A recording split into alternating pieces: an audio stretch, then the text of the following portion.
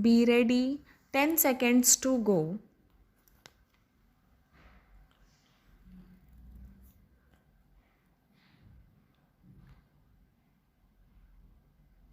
Start. Sir, this is the time to look at the performance of the general fiscal situation.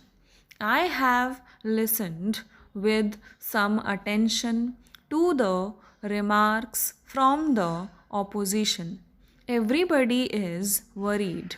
I heard my friend speaking and the honorable members just now who spoke also and talked about the problems of the size of the deficit of no plan expenditure, the question of continuing inefficiency, of relatively less efficiency of public enterprises, or the fear of the debt trap. These are familiar battle cries on the side of the opposition.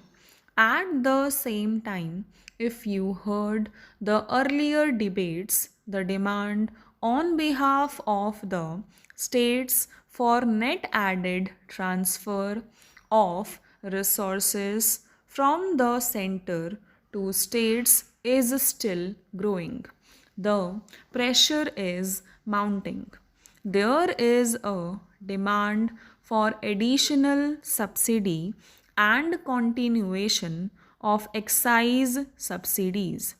Then, on the one side, we talk about efficiency in economic management.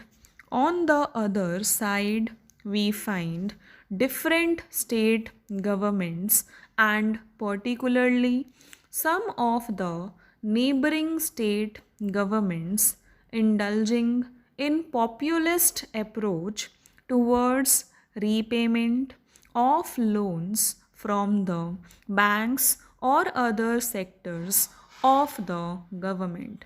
Now, it is very difficult to reconcile the economic rationality of the demand and the economic rationality of the comments that the opposition members are trying to make. Let us look at the hard facts.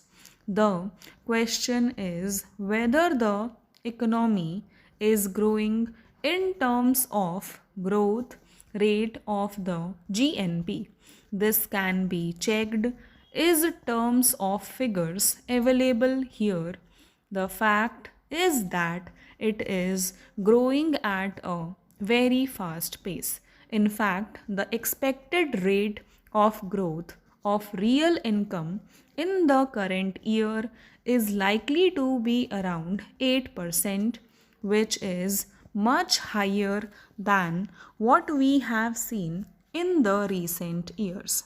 If you look at the sectoral composition of performance, thanks to the bountiful monsoon and a more imaginative agricultural strategy, particularly the food production, we are finding a better performance in the food production sector. Of course, we depleted our buffer stock, but as a result of the better crops and with some imports, we are trying to replenish our buffer stocks. Industrial growth has been very encouraging, although in the last few months there has been a tendency at deceleration, and we hope by the year end the things will level up and our performance in the industrial sector will be well above the recent performance. It should be crossing 10 to 11% mark altogether. I heard my friend talking about the consumers' Price Index. There is no doubt that there is a rise in the Consumer's Price Index, and the consumer faces the real punch, but the increase has not been as alarming as we think, particularly if we look at the recent drought and the risk of likely increase in price which did not take place. Now, so far as the consumer's price index is concerned, it is closely related to the liquidity in the economy. It is true that the liquidity is growing because disposable income has been growing because of different kinds of payments that we have committed, whether it is the fifth pay commission and the cascading effect of that in the rest of the economy, or the other salary settlements, dearness allowances, and all that. This leads to demand inflation. But on supply side, if our buffer stock position is right and releases are timely and adequate, all the operations both on the supply side and on the demand side of the buffer stock are efficient, that we should have no fears. It seems to me the very fact that the price index has not been rising at a very rapid pace shows that the supply management, so far as the essential commodities are concerned, has been somewhat efficient, and this has given us a relatively better balance with demand.